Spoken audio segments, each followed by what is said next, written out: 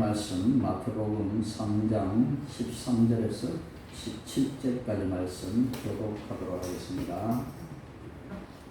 마태복음 3장 13절 신약성경 3페이지 13절 제가 먼저 읽어드립니다. 이때에 예수께서 갈릴리로부터 요단강에 이르러 요한에게 세례를 받으려 하시니 요한이 말이라 이르되 내가 당신을 향해서 세례를 받아야 할 터인데 당신이 내게 오시나이다. 예수께서 대답하여 이르시되 이제 허락하라. 우리가 이와 같이 하여 모든 의를 이루는 것이 합당하니라 하시니 이에 요한이 허락하는지라. 예수께서 세례를 받으시고 곧 물에서 올라오시세 하늘이 열리고 하나님의 성령이 비둘기같이 내려 자기 위에 임하심을 보시더니 다 함께 하늘로부터 소리가 있어 말씀하시되 이는 내 사랑하는 아들이요 내 기뻐하는 자라 하시니라. 아멘. 본문이 안 떴는데요. 오늘 본문 말씀 과연 은혜 받는 시간 되시기 바랍니다. 오늘의 찬양 세상의 유혹 시험인에게 대단한 구원자 예수 그리스도라는 제목으로 함께 말씀을 나누도록 하겠습니다. 얼마 전에 TV에 진짜 사나이라는 그런 프로그램이 있었죠. 이 프로그램은 연예인들이 그 가운데 이미 군대를 갔다 온 연예인들, 나이가 많은 40대 연예인들도 있었는데 그들이 다시 장병으로 입대를 해가지고 군인의 삶을 체험하는 그런 프로그램이었습니다. 그런데 시청자들은 이 프로그램을 통해서 다시 한번 군인의 삶이 어떠한지를 배우게 되고 또한 연예인들이 힘들게 훈련받는 모습을 보면서 또 도전과 재미도 함께 느끼기도 했습니다. 그런데 이 프로그램을 보면은 때로는 잘 이해되지 않는 모습이 나오는데요. 그 중에 한 사람이 잘못했는데 모든 사람이 단체 기합을 받는 그런 모습들을 종종 봤습니다. 소위 단체 기합이라는 것인데요. 그것은 한 사람이 한 개인이 아니라 한 사람이 전체를 대표한다는 그 대표성 때문에 단체 기합을 받게 되는 거죠. 요즘은 뭐 초등학교에서 단체 기합 잘 안 받는 걸 저는 알고 있습니다만 제가 초등학교 다닐 때만 해도 단체 기합을 참 많이 받았습니다. 그때는 아이들이 종종 연필을 훔쳐가기도 하고 때때로 비싼 학용품을 훔쳐가는 그런 일들이 있었죠. 그래서 이때는 어떻게 하냐, 이 아이가 울면서 선생님에 가서 이야기를 합니다. 그러면 선생님들은 훔쳐간 아이는 빨리 자수를 해라 이렇게 해야 합니다. 근데 빨리 자수를 하겠습니까? 가만히 침묵을 지키시면 전체가 다 책상 위에 올라가서 그 의자를 높이 들고 그렇게 서 있습니다. 그렇게 끝끝내 있다가 그래도 나오지 않습니다. 그러다가 선생님은 막 교무실에 가버립니다. 자수하고 싶은 아이들은 오라 그렇게 합니다. 가만히 가서 자수를 하면 되는데 끝끝내 자수를 하지 않을 때는 어쩔 수 없죠. 한 사람이 잘못했는데 전체가 다 기합을 받는 거죠. 군대도 가면 그런 때가 참 많습니다. 혹시 2000년 전에 돌아가신 예수님의 십자가 사건이 어떻게 나를 구원할 수 있는지 우리가 한번 생각해 봐야 할 것입니다. 예수님은 한 분이신데 그분이 십자가에 돌아가심으로 인해서 오늘날 우리 모두가 다 전 인류가 죄 가운데서 구원할 길이 어떻게 해서 열렸는가 거기에 대해서 우리가 한번 생각해 봐야 한다는 것입니다. 이 2000년 전에 이루어진 이 십자가 사건이 어떻게 나의 삶에 적용이 될 수 있을까? 이 또한 예수님이 인간의 대표로서 우리 대신에 죄의 벌을 받으셨기 때문에 우리를 죄에서 구원할 수 있었던 것입니다. 첫째 인류의 대표는 아담이었습니다. 아담이라는 사람은 이렇게 남자, 사람이라는 그런 뜻도 가지고 있는데요. 이 아담이라는 이 사람은 그 개인 한 사람이 아니라 그 아담은 인류 전체를 대표하는 대표성을 가지고 있는 사람입니다. 이 아담이 자기 아내의 유혹을 받아가지고 선악과를 받아 먹었을 때에 그 죄가 아담 하와 부부에만 국한되지 않고 그 죄가 모든 인류들에게 전가가 되었다. 신학적으로 죄의 전가 이렇게 이야기합니다. 그 죄가 넘어갔다 이렇게 되는 거죠. 그래서 우리가 태어나는 순간 우리의 신분은 죄인의 신분으로 태어나게 되는 겁니다. 왜? 인류 조상 아담의 죄가 우리에게 전가가 되기 때문에 우리는 태어나는 순간 죄의 신분을 가지고 태어나는 것입니다. 이렇게 이 세상에는 죄 없는 사람이 한 사람도 없다라고 하죠.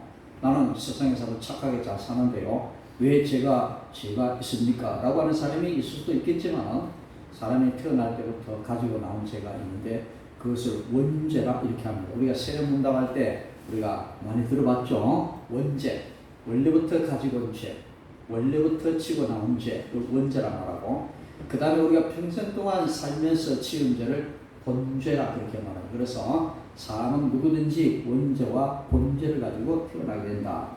이게 원죄란 아담화가 우리 인류의 대표성이기 때문에 그 죄를 우리가 전가받아서 우리 또한 죄인의 신분으로 이 세상에 태어나게 된 것입니다. 그런데 2000년 전에 예수님께서 십자가에 달려 돌아가심으로 인해서 예수님 또한 우리에게 인류의 제2의 아담, 제2의 인류의 대표가 됐었다라는 것입니다. 그래서 우리가 그분의 그 의를, 그분의 그 공로를, 그분의 지신 그 십자가를 우리가 믿기만 하면 우리는 다 구원함을 받을 수 있다라는 거죠. 몇 주간 전에 말씀드렸습니다.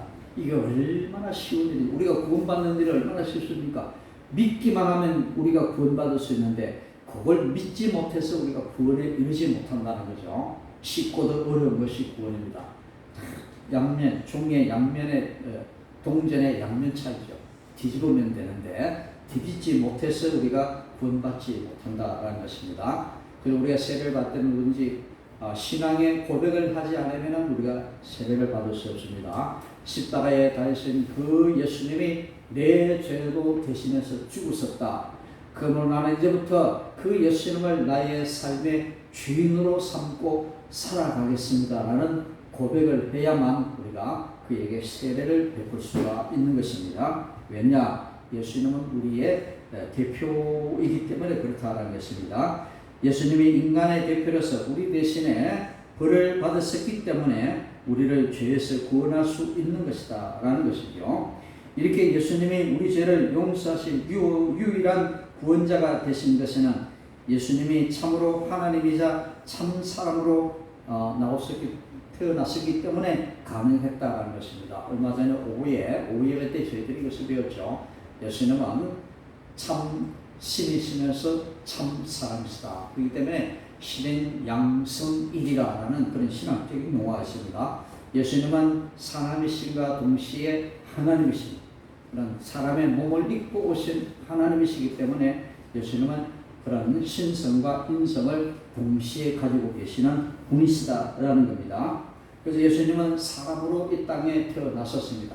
사람으로 이 땅에 태어났었는데 우리와 다르게 예수님은 원죄를 가지고 태어나신 분이 아니다라는 거죠.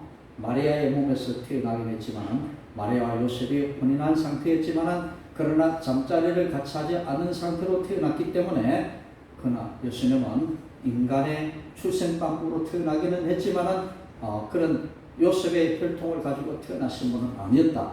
그는 성령으로 잉태되신 분이기 때문에 그분은 죄가 없으신 분입니다. 모세가 광야를 지나면서 사람들이 죄를 짓다가 우상을 숭배하다가 독사에게 물렸습니다. 독사 아시죠? 굉장히 무서운 동물입니다. 이 독사에 물려가지고 사람들이 막 온몸이 막 이렇게 알레르기 현상이 일어날 때 죽겠다고 아우성을 칠 때에 모세가 하나님께 기도하고 이제는 장대 위에 높은 놋뱀을 매달아가지고 그 놋뱀을 쳐다보는 사람들은 다 그 독사에 물린 그 병이 다 나았다는 기록이 나옵니다. 그 장대 위에 달린 그 놋뱀은 무엇을 가르쳐 말하냐? 바로 예수님을 가르쳐 말씀합니다. 예수님은 십자가는 사형틀인데 왜 예수님이 죄 없이 예수님이 십자가에 매달려 있었습니까? 예수님은 죄인이 아니지만 죄인 같은 모양으로 십자가에 달리셨다는 거죠. 그 놋뱀은 뱀은 아닌데 진짜 뱀같이 그렇게 장대 위에 달려있는 예수님을 가리켜 말씀하는 겁니다. 그 놋뱀을 쳐다본다는 것은 십자가에 매달리신 예수님을 내가 믿는다라는 그런 뜻입니다. 그것을 쳐다보는 사람은 다 고침을 받았는데 자존심이 상해가지고 그런 일이 어디 있나? 그건 합리적이 아니다. 그럴 수도 없다. 라고 하는 사람들은 쳐다보지 않았습니다. 쳐다보지 않는 사람들은 독사에 물린 것이 치료를 받을 수 없었다라는 거죠. 쳐다보기만 하면 되는데, 우리는 그 십자가에 달리신 예수님을 믿기만 하면 되는데, 그 믿는다는 것이 얼마나 힘들고도 쉬운 일이다. 쳐다보는 것이 뭐 그렇게 어렵습니까? 그런데 그 마음의 자존심들이 그것을 억제하기 때문에 쳐다보지 못한다는 거죠. 장대에 매달린 노뱀을 쳐다보지 못한다는 거죠. 오늘 우리는 우리 안에 있는 모든 그런 욕심과 자존심 때문에 우리는 십자가에 매달리신 그 주님을 믿지 못하는 것입니다. 믿기만 하면 되는데 그것을 믿지 못하기 때문에 구원에 이르지 못하는 것입니다. 그렇습니다. 오늘 우리는 이렇게 예수님이 우리 죄를 용서하신 유일한 구원자가 되신 것에는 참으로 이런 자격을 갖추고 계신다는 사실을 여러분들이 아시고, 오늘 우리를 죄에서 구원할 수 있는 이 예수님, 인간의 대표의 예수님에 대해서 우리가 함께 살펴보도록 하겠습니다. 오늘 예수님보다 먼저 이 땅에 태어난 사람이 있는데요, 오늘 본문에 나오는 세례 요한을 가리킵니다. 이 세례 요한은 예수님보다 6개월 먼저 태어난 사람으로서 하나님께서 예수님이 오실 길을 준비하라고 앞서 보내신 사람을 가르쳐 말합니다. 말하는 길잡이를 가르쳐 말하죠. 이 세례 요한은 예수님보다 6개월 먼저 태어난 이 세례 요한은 예수님과 친척 관계 있는 사람입니다.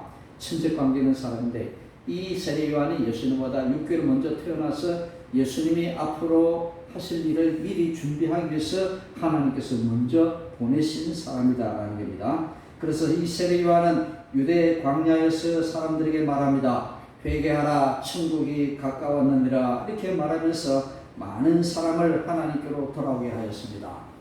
그래서 이제 에세네파라는 파가 있었는데 이 요한은 바로 이 에세네파에 속한 사람으로서 요한은 낙타 트롯을 입고 허리에 가죽띠를 띠고 음식은 메뚜기와 석청을 먹으면서 요단강에서 죄를 회개하고 자신에게 나오는 모든 사람들에게 죄 씻음을 나타내는 세례를 베푸는 일을 했던 것입니다. 이 에세네파 사람들은 굉장히 금수한 일을 하면서 아주 그렇게 금수한 그런 삶을 살아가면서 그렇게 그들은 깨끗한 삶을 살아가지고 굉장히 노력을 많이 했던 그런 사람들이었습니다. 그러면서 이 세례 요한은 외칩니다. 요단강에서 이 독사의 자식들아, 천국이 가까웠느니라, 회개하라. 여기서 천국이 가까웠다는 것은 무엇을 가르쳐 말합니까? 바로 예수님이 앞으로 오신다는 것을 가르쳐 말씀합니다. 그래서 이제 이 세례 요한은 겉으로는 하나님의 말씀을 잘 지키는 것처럼 행동하며 다른 사람들을 판단하고 죄가 있다고 정죄하던 바리새인들과 사두인들에게는 이렇게 말을 합니다. 오늘 3장 7절과 11절에 말씀하는데요, 제가 쭉 한번 읽어드립니다. 독사의 자식들아, 누가 너희를 가리켜 임박한 진노를 피하라 하더냐. 독사의 자식들아 말합니다. 이 바리새인들과 서기관들은 누구보다도 하나님을 잘 섬긴다고 자부를 하던 그런 사람들이었습니다. 그런 사람들을 향해서 세례 요한은 독사의 자식들아, 저주스러운 말을 퍼붓는 거죠.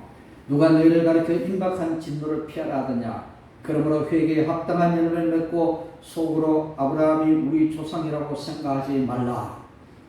그때는 아브라함의 자손이라고 하면 다 하나님의 백성이다, 구원받을 수 있는 사람이다 자부했던 그런 사람들. 그런데 세례 요한은 말합니다. 너희가 속으로 스스로 아브라함의 자손이라고 말하지 말라, 그렇게 생각하지 말라, 그렇게 말합니다. 내가 너희에게 이르노니 하나님이 능히 이 돌들로도 아브라함의 자손이 되게 하시리라. 이미 도끼가 나무 뿌리에 놓였으니 좋은 열매를 맺지 않으면 나무마다 찍혀 불에 던져지리라. 나는 너희로 회개하기 위하여 물로 세례를 베풀거니와 내 뒤에 오시는 이는 나보다 능력이 많으시니 나는 그의 신을 듣기도 감당하지 못하겠노라. 그는 성령과 불로 너희에게 세례를 베푸실 것이요. 이런 그들은 하나님의 백성으로서 자부심을 갖고 누구보다 하나님을 잘 믿는다고 자부심을 가진 바리새인들과 서기관들을 향해서 저주의 말을 쏟아놓습니다. 독사의 자식들아, 너희들이 스스로 아브라함의 자손이라 그렇게 생각을 하지 말라. 도끼가 이미 나무 뿌리에 놓였다. 심판이 임했다. 내려치기만 하면 넘어진다. 이렇게 이야기를 하는 겁니다.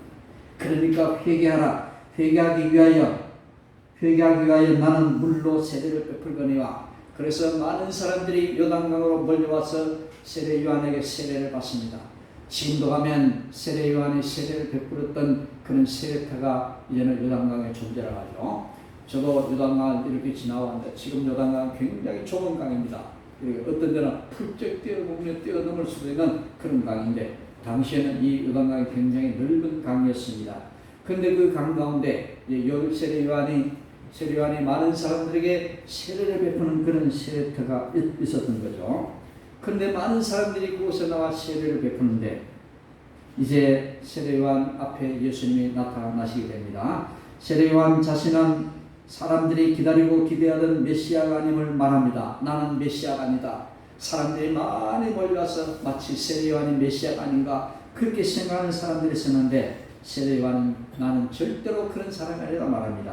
세례 요한은 자신이 받은 관심과 기대를 내려놓고 모든 관심과 기대를 메시아 예수 그리스도께 돌리게 한 것입니다. 나는 그의 신을 들기도 감당하지 못하겠노라. 신을 든다라고 하는 것은 노예가 하는 일을 가리켜 말합니다.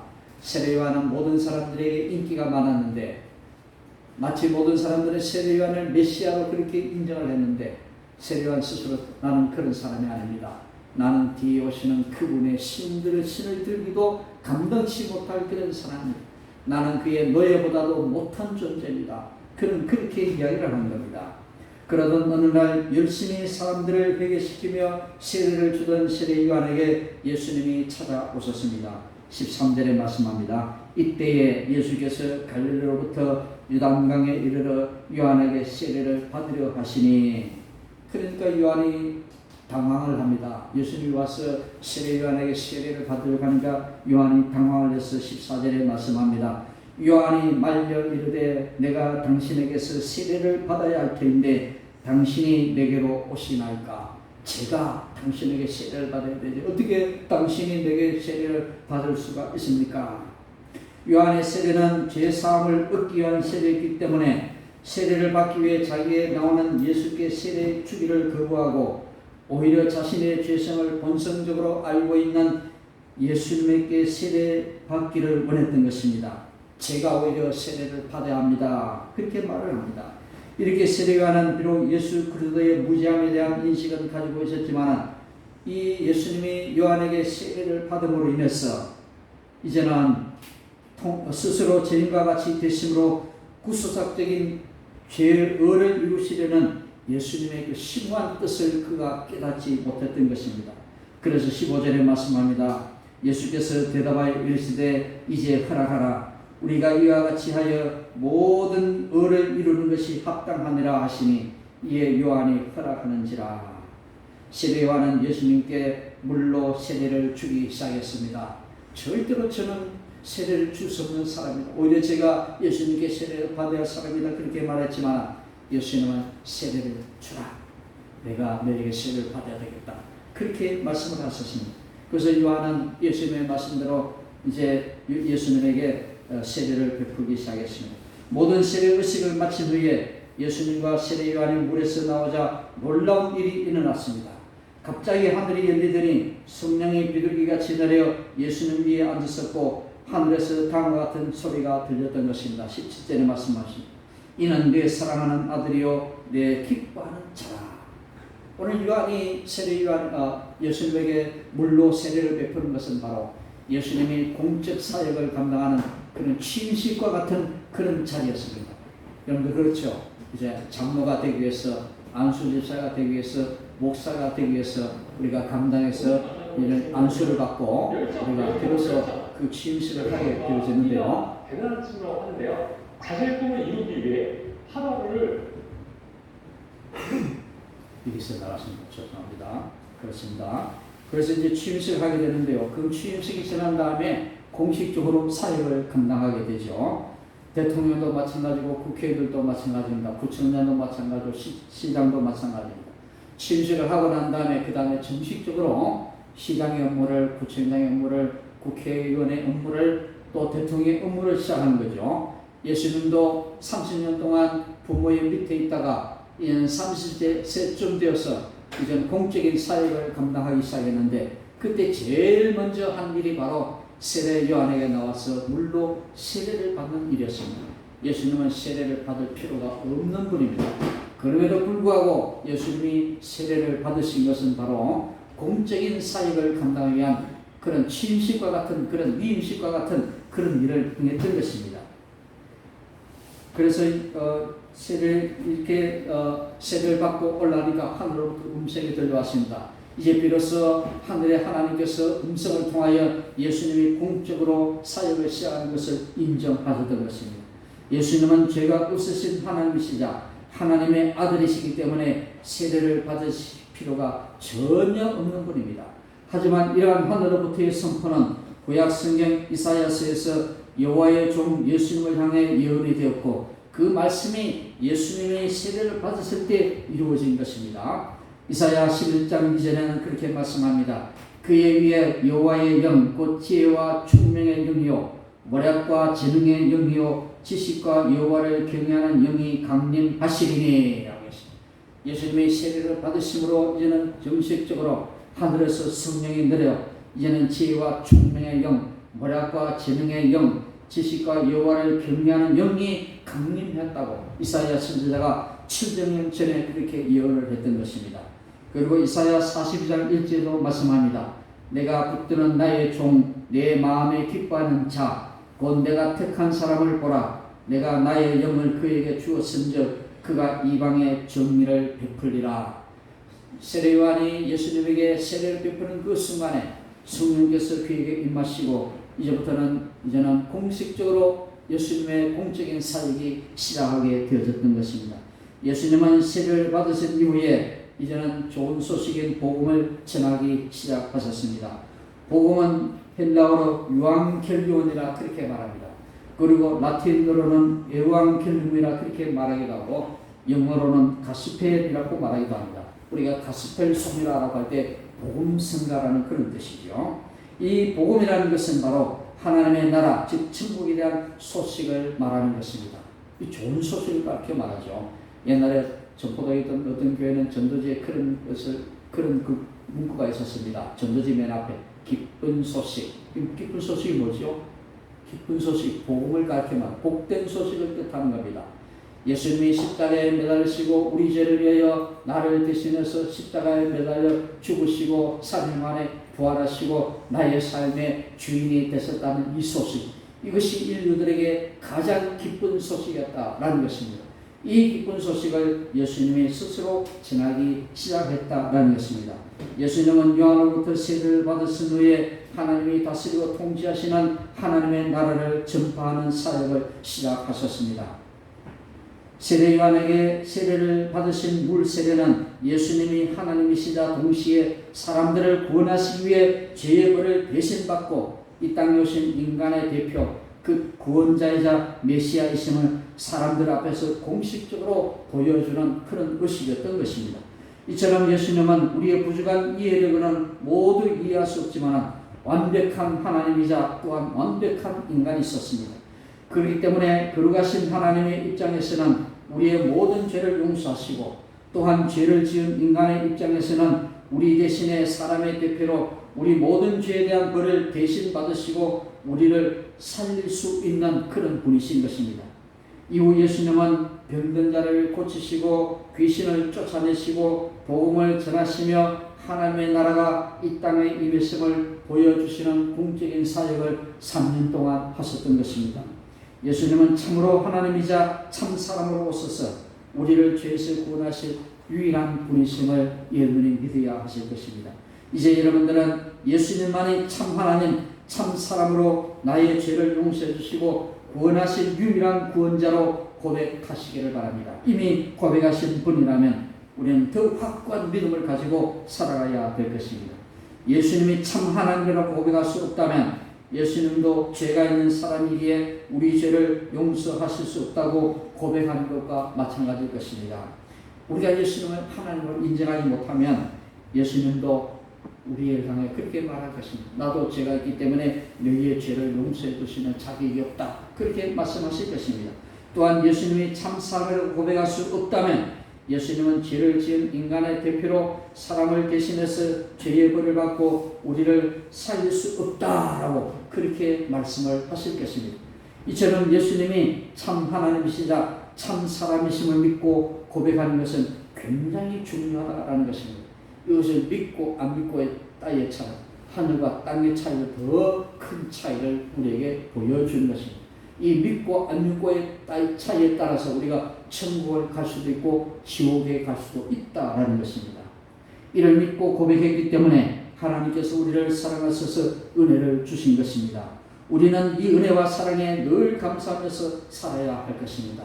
그래서 예수 믿는 사람이 어떻게 불평가지고 살아갈 수가 있겠습니까? 예수 믿는 사람도 살다 보면 어려움을 당합니다.